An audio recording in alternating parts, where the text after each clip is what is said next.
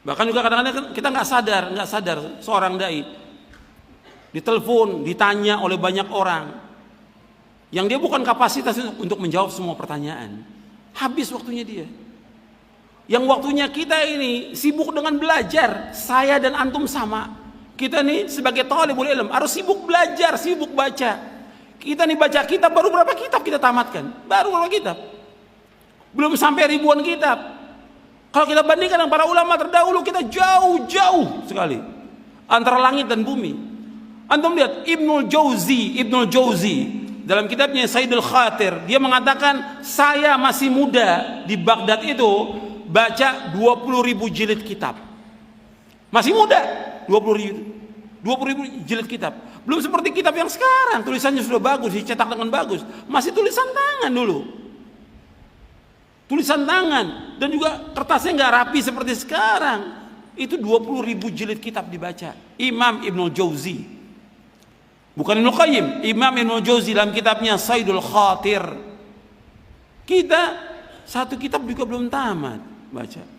Bahkan yang berani lagi, yang keterlaluan, ada orang yang baca kitab aja belum tamat, belum bisa bahasa Arab, dakwah, ngajar, nggak boleh, nggak punya hak sama sekali dia untuk dakwah. Karena banyak yang tampil dai-dai yang nggak ngerti, dai karbitan, yang nggak ngerti agama, ceramah.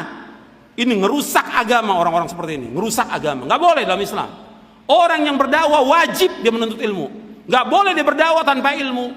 Apalagi bekas pelawak, bekas penyanyi mau dakwah, nggak boleh. Belajar dulu. Bekas pendeta, mantan pendeta, wajib dia belajar agama, Al-Quran wa sunnah fahmi salaf. Sampai dia menguasai baru dia berdakwah. Gak punya hak sama sekali dia berdakwah. Karena apa? Allah menyatakan demikian dalam Al-Quran. Antum lihat dalam surah Yusuf, surah 12 ayat 108. Allah berfirman, "Qul hadhihi sabili ad'u ila Allahi ala basiratin ana wa man ittaba'ani wa subhanallahi wa ma ana minal musyrikin." Qul hadhihi sabili, katakanlah inilah jalanku, ini manhajku, ini sunnahku. Ad'u ila Allah, aku mengajak manusia ke jalan Allah. Ala basiratin, ala ilmin wa yakinin, dengan dasar ilmu dan keyakinan. Ana wa man ittaba'ani, aku dan orang-orang yang mengikut aku. Wa subhanallah, maha suci Allah, wa ma ana minal musyrikin, dan aku tidak termasuk orang berbuat syirik. Ya, dakwah harus dengan ilmu.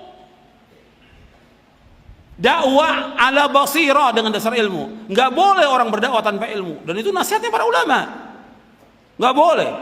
Yang sekarang ini dianggap gampang dakwah ini, apalagi menisbatkan diri kepada salaf, padahal nggak ngerti agama. Pejabat sekarang sudah berdakwah, baru punya jenggot sedikit sudah dakwah. Kapan dia ngajinya? Kapan nuntut ilmunya? Sudah berdakwah, nggak punya hak sama sekali dia berdakwah. Yang berhak dakwah orang yang punya ilmu, menguasai Quran, menguasai sunnah, ala fahmi salaf, baru dia berdakwah. Kalau kita lihat kerusakan dakwah yang ada karena muncul orang-orang yang tidak berilmu, yang nggak punya faham. Mantan penyanyi dia harus belajar dulu, mantan pelawak belajar dulu, atau dia bekas apa lagi, pendeta, belajar. Bukan dia suruh ceramah cerita tentang dirinya, nggak boleh dalam Islam. Perbuatan dosa dia wajib dia tutup, nggak boleh ceritakan pada manusia. Karena Nabi menyebutkan kullu ummati mu'afan ilal mujahirin, setiap umatku akan diampunkan dosanya kecuali yang mujahir. Mujahir artinya orang-orang terang-terangan berbuat dosa. Tadi malam dia berbuat dosa, Allah sudah tutup, dia ceritakan lagi kepada orang lain. Perbuatan dia yang lalu tutup, nggak boleh ceritakan pada orang lain, nggak boleh dalam Islam.